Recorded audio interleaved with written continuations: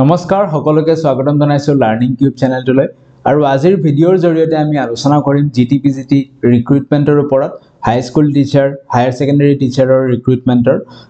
ইতিমধ্যে এডভাৰটাইজমেন্ট 2023 চনৰ যোৱা বছৰৰে ডিসেম্বৰ মাহত সৰকাৰৰ ফালৰ পৰা পাবলিশ কৰা হৈছে কিন্তু অনলাইন এপ্লিকেশন এতিয়াও খুলি দিয়া নাই এই বিষয়ে যিসমূহ কনফিউজন আছে সেই বিষয়ে আমি কিছু ডিসকাস কৰিম তাৰোপৰি লেটেস্ট আপডেট কি আছে সৰকাৰৰ ফালৰ পৰা হেহতিয়াকৈ কি ঘোষণা কৰিছে কি ডেট দিছে আমাক সেই বিষয়ে কিছু আলোচনা কৰিম আৰু এইখিনি সময়ত আমাৰ প্ৰিপাৰেচন ষ্ট্ৰেটেজি কেনে ধৰণৰ হোৱা উচিত সেই বিষয়ে আমি অলপ আলোচনা কৰিম তো ইয়াত এই ভিডিওটোত আমি যিসমূহ পইণ্ট ডিসকাস কৰিছো তাৰ উপৰিও যদি আপোনালোকৰ মনত কিছুমান প্ৰশ্নৰ উদ্ভাৱন হৈছে কমেন্ট সেকশনত জনাব বা আপোনালোকৰ যদি অন্য কিবা ইনপুটস আছে কমেন্ট সেকশনত জনাব নেক্সট ভিডিও সমূহত হয়তো আমি সেইবোৰ বিষয় লোৱাৰ সম্ভাৱনা থাকিব এতিয়া যেতিয়া টিচাৰ ৰিক্ৰুটমেন্ট প্ৰসেছৰ কথা আহি পৰে এলপিএ হওক ইউপিএ হওক বা হাই স্কুল হায়াৰ সেকেন্ডাৰী আমি সকলোৱে এটা কমন থ্ৰেডৰ মাজেৰে বান্ধ খাই আছো কিয়া হৈছে our love for this profession teaching so আমি সকলোৱে এই প্ৰফেশনটো ভাল পাওঁ আৰু লগতে যেতিয়া আমি বুজোৱা বস্তু এটা ছাত্ৰজনৰ বা ছাত্ৰীজনৰ কামত আহে আমি যেতিয়া স্যাটিসফাইড ফিল কৰো হেতু এটা কমন পইণ্টছ আছে আমাৰ সকলোৰে মাজত এতিয়া আহক আমি ভিডিওটো আৰম্ভ কৰো এতিয়া জিটিপিজিটি ৰিক্ৰুটমেন্টৰ ক্ষেত্ৰত বা এই যেটো প্ৰসেস হয় জিটিপিজিটি ৰিক্ৰুটমেন্টৰ তাৰ আটাইতকৈ ডাঙৰ এডভান্টেজটো কি মই আপোনালোকক ক'বলৈ বিচাৰিছো সেয়া হৈছে আপুনি স্কুলখন নিজে সিলেক্ট কৰিব পাৰে এতিয়া যিমান বেলেগ চাকৰি আছে বা এলপি ইউপিৰ ক্ষেত্ৰতেও যদি কওঁ আপুনি স্কুলখন নিজে সিলেক্ট কৰিব নোৱাৰে আপোনাক ৰেন্ডমলি এখন স্কুল দি দিয়া হ'ব বা বেলেগ চাকৰিৰ ক্ষেত্ৰতো আপোনাৰ প্লেস অফ পোস্টিং নিজে সিলেক্ট কৰিব নোৱাৰে ৰেন্ডমলি প্লেস অফ পোস্টিং এটা দি দিয়া হয় কিন্তু জিটিপিজিটিৰ ক্ষেত্ৰত এটা ফুললি ডেমোক্ৰেটিক প্ৰসেস এটা লোৱা হয় মেৰিট লিষ্টৰ ওপৰত বেস কৰি মেৰিট লিষ্টত যিজনৰ প্ৰথমতে নাম থাকিব তেওঁ খুদিব যে তুমি কোনখন স্কুল লবা তেওঁ ক'ব বোলে মই এইখন লম তেওঁ সেইখন দি দিলে বাকি যিখিনি স্কুল থাকিল নেক্সট জনক মাতিলে 2 নম্বৰত যোনজন মেৰিট লিষ্ট আছে তেওঁক এখন স্কুল সিলেক্ট কৰিব দিলে গতিকে মেৰিট লিষ্টৰ ওপৰত বেস কৰি ফেলে আপুনি হয়তো নিজৰ ঘৰৰ একেবাৰে কাখৰ স্কুলখনো সিলেক্ট কৰিব পাৰে ঠিক আছে ভ্যাকেন্সি থাকিব লাগিব এটো ডেফিনেটলি ক্ৰাইটেৰিয়া হ'ব তো এটো এটা ডাঙৰ এডভান্টেজ জিটিপিজিটিৰ ক্ষেত্ৰত গণতান্ত্ৰিক প্ৰসেস এটা লোৱা হয় আৰু সেই কাৰণে মই কওঁ যে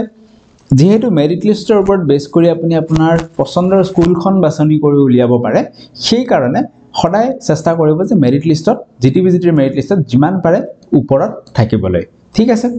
তো আহক নেক্সট পইণ্ট কিছুমান ডিসকাস কৰো নেক্সট পইণ্ট হৈছে যে চৰকাৰৰ ফালৰ পৰা কি কোৱা হৈছে চৰকাৰৰ ফালৰ পৰা এতিয়াও অনলাইন এপ্লিকেশন কিতিয়া খুলিব তাৰ কোনো ধৰণৰ আপডেট নাই কিন্তু মাননীয় মুখ্যমন্ত্ৰীও ইতিমধ্যে ঘোষণা কৰিছে যে এপয়েন্টমেন্ট কেতিয়া দিব এপয়েন্টমেন্ট দিব তেওঁলোকৰ বৰ্ষপূৰ্তিৰ দিনা চৰকাৰখনৰ বৰ্ষপূৰ্তি দ্যাট ইজ 10th মে 10 মে 2025 এই ডেটটোত আপোনালোকক সকলোকে এলপি ইউপি হাই স্কুল হায়াৰ সেকেন্ডাৰী লগতে আসাম পুলিশ এডিআৰই সকলোৰে একেলগে একেদিনাই সেৰেমনিয়েলি এপয়েন্টমেন্ট লেটাৰ ডিস্ট্ৰিবিউশন হ'ব কোনদিনা 10 মে তাৰিখে ঠিক আছে গতিকে এতিয়া যদি আমি অকনমান ঘূৰি যাওঁ বেক কৰি গলে আমি এক্সপেক্ট কি কৰিব পাৰো আমি এক্সপেক্ট কৰিব পাৰো যে হয়তো অক্টোবৰৰ লাষ্ট বা নৱেম্বৰ ইমান মানত অক্টোবৰৰ লাষ্ট বা নৱেম্বৰ মানত আপোনালোকৰ হয়তো এপ্লিকেশনৰ যেটো পোৰ্টেল আছে পোৰ্টেলটো হয়তো খুলি দিব পাৰে লগতে আমি এটো এক্সপেক্ট কৰিব পাৰো যে 10 মে লৈকেটো আন বহুত টিচাৰ ৰিটায়াৰ হ'ব গতিকে হয়তো ভ্যাকেন্সি যিখিনি ঘোষণা হৈছে ইতিমধ্যে এডভাৰটাইজমেন্টত যিখিনি আছিল গ্ৰেজুৱেট টিচাৰৰ ক্ষেত্ৰত প্ৰায় 7500 আৰু পোষ্ট গ্ৰেজুৱেটৰ ক্ষেত্ৰত প্ৰায় 1500 পসিবিলিটি আছে যে ভ্যাকেন্সি হয়তো বাঢ়িব পাৰে যেহেতু এই সময়ছোৱালে আৰু বহু টিচাৰ ৰিটায়াৰ হ'ব ঠিক আছে লগতে আপোনালোকে গমে পাইছে ইতিমধ্যে কেবিনেটতো ওলাইছে হেদিনাখন যে 1700 প্লাস আপোনালোকৰ ম্যাথমেটিক্সৰ কাৰণে টিচাৰ ৰিক্ৰুটমেন্ট হ'ব গ্ৰেজুৱেট টিচাৰৰ ক্ষেত্ৰত ঠিক আছে গতিকে ডেট মাৰ্ক কৰি ল'ব লাগে 10th মে 2025 এতিয়া আমি এটা টাইমলাইন চাওঁ যে 10 মে 2025 ত যদি আপোনালোকৰ এপয়েন্টমেন্ট দিব লাগে তেন্তে আমি প্ৰেডিক্ট কৰিব পাৰো যে নৱেম্বৰ বা অক্টোবৰৰ লাষ্টৰ ফালে কি হ'ব লাগিব পোৰ্টেল খুলিব লাগিব আৰু এক্সাম হয়তো কিমান মানত হ'ব লাগিব এক্সাম হয়তো ডিসেম্বৰ ঠিক আছে বা জানুৱাৰী এবোৰ সব এবোৰ কোনো অফিশিয়াল কথা নহয় এবোৰ জাস্ট এটা ব্যাক হৈ আহি আহি কিনে আমি এটা প্ৰেডিক্ট কৰি উলিয়াব পাৰোঁ এনেকৈ ঠিক আছে সো ডিসেম্বৰ বা জানুৱাৰী মানত আপোনালোকৰ কি হ'ব পাৰে আপোনালোকৰ এক্সাম হ'ব পাৰে জানুৱাৰীটো বাদ দিলো ডিসেম্বৰে ধৰি ললো বাৰু ঠিক আছে এই আগষ্ট গল কিমান মাহ থাকিল সেপ্টেম্বৰ অক্টোবৰ নৱেম্বৰ ডিসেম্বৰ প্ৰায় 3 ৰ পৰা আপোনাৰ 4 মাহ হাতত আছে এই 3 ৰ পৰা 4 মাহ কি কৰিব আপোনালোকে সিলেবাস আপোনালোকক দি দিছে সিলেবাসৰ ওপৰত বেস কৰি আপোনালোকে নিজৰ প্ৰিপাৰেচন খুব সুন্দৰকৈ চলাই যাওক যাতে মেৰিট লিষ্টত চাকৰি পোৱাৰ উপৰিও মেৰিট লিষ্টত যাতে খুব ভাল পজিশন এটাত থাকিব পাৰে সেই কাৰণে আপোনালোকে নিজৰ প্ৰিপাৰেচন চলাই যাওক ইতিমধ্যে সিলেবাস দিছে প্যাটাৰ্ন দিয়া হৈছে 140 মাৰ্কছৰ কোৱেশ্চনছ আহিব তাৰ ভিতৰত পেডাগজি কিমান থাকিব পেডাগজি থাকিব 50 মাৰ্কছৰ লগত আসাম এণ্ড ইটস পিপল থাকিব 50 মাৰ্কছত ঠিক আছে লগত ইংলিশ আছে 30 মাৰ্কত আৰু general studies and current affairs মিলি ফেলে 10 মাৰ্কৰ এটো বাৰু মই বাদ দিলো ইংলিশটো আজিৰ ভিডিওটোৰ কাৰণে বাদ দিলো ঠিক আছে তো আপোনালোকৰ ইতিমধ্যে নিজে প্ৰেডিক্ট কৰি গম পাইছে যে ডিসাইডিং ফ্যাক্টৰ কোনে ডিসাইড কৰিব আপোনালোকৰ ভাল হ'ব পৰীক্ষা নে কেনে ধৰণৰ পৰীক্ষাটো হ'ব হেয়া হৈছে পেডাগজি আৰু আসাম এণ্ড ইটস পিপল ঠিক আছে এই দুটা সাবজেক্টে আপোনালোকৰ সম্পূৰ্ণ মেৰিট লিষ্টখন ডিসাইড কৰিব খুব ভালকে এই 3-4 মাহ এই দুটা সাবজেক্ট একদম বঢ়িয়াকে গ্ৰাস্প কৰি লওক এটা লগতে আনটা কথা যে পেডাগজিত কি হ'ব পেডাগজি কিছু পৰিমাণে হয়তো লাকে ফেভাৰ কৰিব কিন্তু আসাম এণ্ড ইটস পিপলত যিখিনি প্ৰশ্ন আহিব সেইখিনি আমাৰ নৰমাল যিখিনি চলি থাকে সেই ধৰণৰ প্ৰশ্ন আহিব আমি ডিসকাস কৰিম কি কৰিব লাগে সব পেডাগজিৰ ক্ষেত্ৰত মই কৈলম আপোনাক কি কৰিব পেডাগজি বুলিহে নোটিফিকেশন খনত কৈ দিছে কিন্তু পেডাগজিৰ ভিতৰ টপিক সমূহ কোৱা নাই আপোনালোকে এটা কাম কৰিব নেটত সাৰ্চ কৰিব যে জিটি 2019 নে 2020 ঠিক আছে জিটি বুলি সাৰ্চ নকৰিব হাই স্কুল টেট ঠিক আছে হাই স্কুল টেট 2020 ইয়াৰে সিলেবাসখন আপোনালোকে নেটত সাৰ্চ কৰিব ঠিক আছে নেটত নাপালে হেকেনে মোক কমেন্ট সেকশনত জনাব মই চেষ্টা কৰিম যে যদি আপোনালোকে নেটত পোৱা নাই পিছত মই দিবলৈ চেষ্টা কৰিম তো এই হাই স্কুল টেট 2020 ৰ সিলেবাসখন চাব তাত পেডাগজিটোৰ কাৰণে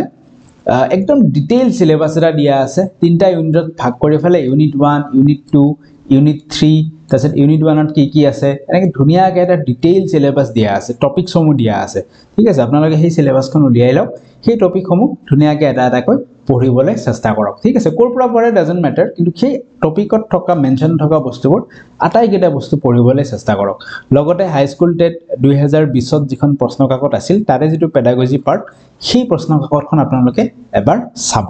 ক্লিয়াৰ ওকে নেক্সট আহি গল Assam and its people Assam and its পিপলৰ ক্ষেত্ৰত আপোনালোকে কি কৰিব পাৰে সব এই বিষয়টো খুব সুন্দৰকৈ পঢ়ক যাতে 50 মাৰ্কছৰ ভিতৰত আপোনালোকে 40+ টু ইজিলি যাতে স্কোৰ কৰিব পাৰে তেনে ধৰণে আপোনালোকে পঢ়ক এটা কেনেকৈ পঢ়িব আসাম এণ্ড ইটস পিপল বিভিন্ন ধৰণে পঢ়িব পাৰে সো মোৰ কাখতো দুখন কিতাপ আছে মই দেখুৱাই দিম ঠিক আছে এতিয়া আসাম এণ্ড ইটস পিপল বুলি ক'লে এখনটো আপোনালোকে গমে পাইছে যে আসাম ইয়াৰবুক ফেমাস তো আসাম ইয়াৰবুক সবে পঢ়ে তাৰ উপৰি দুখনমান কিতাপ আছে আপোনালোকৰ চইচ কি পঢ়ে কেনেকৈ পঢ়ে এখন কিতাপ আছে এখন হৈছে আপোনাৰ এসপিএম যেটো আছে আমাৰ SPM is academy coaching centre তো তাৰে যেটো কো-ফাউন্ডাৰ আমাৰ চিন্ময় বৰদলৈ স্যাৰ তেখেতৰ কিতাপ ইয়াটো সিস্টেমেটিক্যালি বস্তুবোৰ ধুনিয়াকৈ দিয়া আছে ক্লিয়াৰ তো হয়তো ক্যামেৰাত ইমান ধুনিয়াকৈ ভিজিবল নহব কিন্তু মই কৈ দিও যে ইয়াত আপোনাৰ কেটা চ্যাপ্টাৰ আছে 7টা চ্যাপ্টাৰ 8টা চ্যাপ্টাৰে আছে 8 নম্বৰ চ্যাপ্টাৰটো বাৰু বাদ দিলো হেতু কাৰেন্ট এফেয়াৰ্ছৰ ওপৰত আছে তাৰ উপৰি আপোনাৰ ইয়াত মানে বেসিক্যালি আসাম হিষ্ট্ৰি পাৰ্টটো আছে আসাম হিষ্ট্ৰি পাৰ্টটো সবতে থাকে সেইখিনিৰ উপৰিও যেটো modern Assam history that means আপোনাৰ ব্ৰিটিছৰ সময়ত অসমখনত কি ঘটনা হৈছিল বা স্বাধীনতাৰ পিছৰ অসমৰ যেটো পিৰিয়ড পোষ্ট ইন্ডিপেন্ডেন্স পিৰিয়ড হেতুৰ বিষয়ে আছে আসাম পলিটিৰ বিষয়ে আছে আৰ্ট এণ্ড কালচাৰ অফ আসামৰ বিষয়ে আছে Assam literature Assam geography Assam economy আৰু অসমৰ যিখিনি ব্যক্তিত্ব ডাঙৰ মানুহখিনিৰ বিষয়ে সেই সকলোবোৰৰ বিষয়ে আছে লগতে এমসিকিউজ আছে সো এইখন চাব পাৰে ঠিক আছে এইখন চাব পাৰে যদিহে আপোনালোকে পানবজাৰত বা অনলাইনত পায়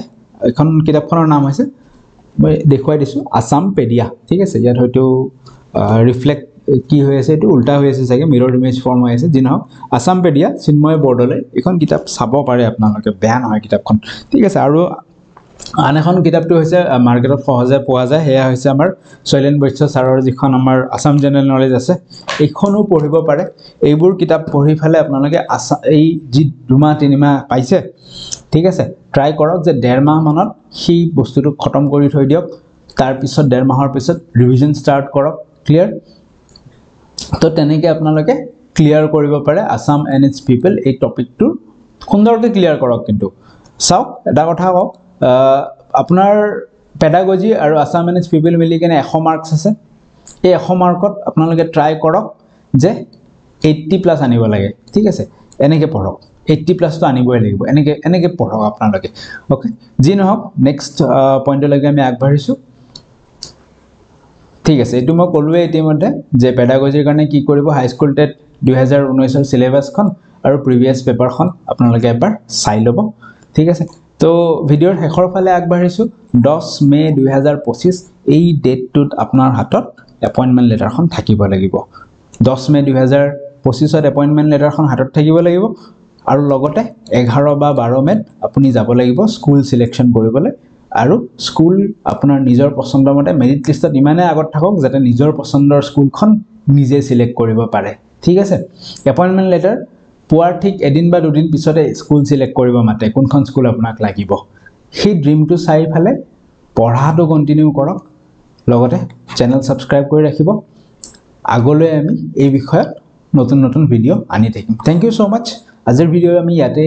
শেষ কৰিছো থ্যাংক ইউ